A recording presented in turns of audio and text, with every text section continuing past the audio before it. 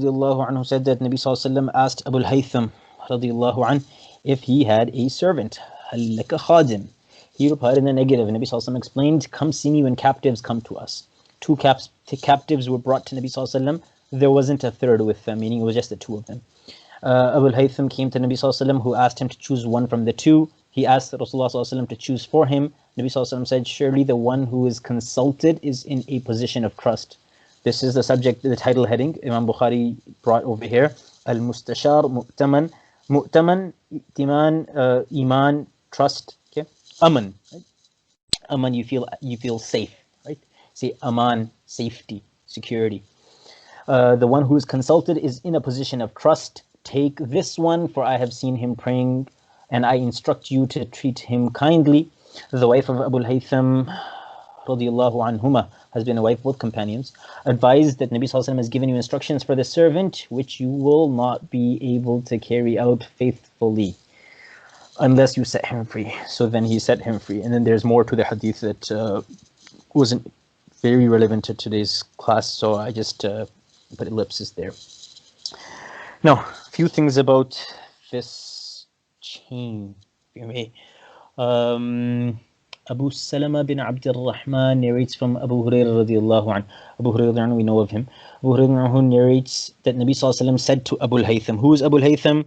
Ibn Tayyihan, who was Ibn Malik al-Ansari al-Awsi. Okay, he was a noble person, participated in Badr and all the ghazawat in the lifetime of Nabi sallallahu alaihi wasallam. Lahu marthiyah lin Nabi sallallahu alaihi wasallam. He wrote he performed, or you can say he sang poetry in eulogy of Nabi sallallahu alaihi wasallam passing on from this worldly life. This Sahabi, Abu Haytham, passed away in 20 or 21 Hijri. Okay.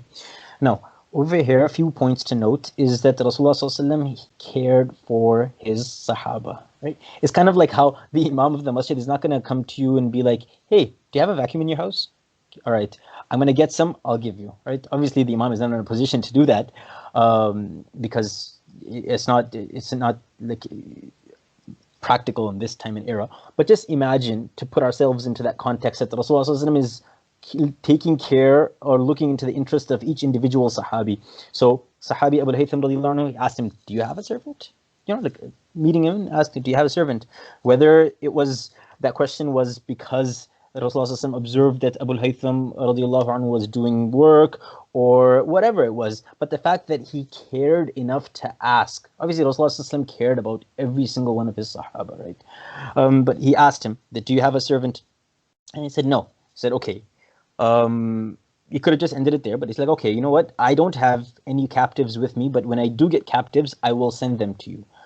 You come to me and I will provide one for you. Now the question comes about that, why did he say that, why is it mentioned that two captives came to Abu Hurairah, he's saying that two captives were brought to Nabi sallallahu alaihi wasallam, there wasn't a third with them.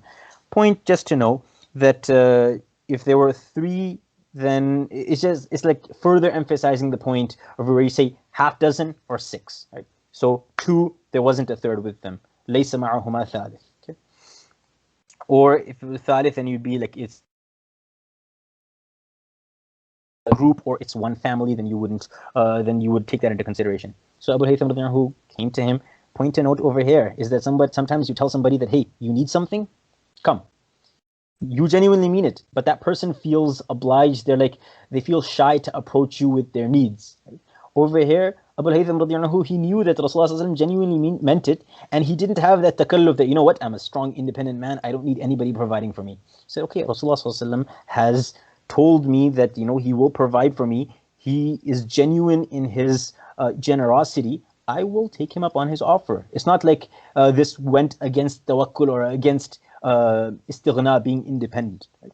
So then he came to Rasulullah and told him that choose either of them. Okay, gave him that option.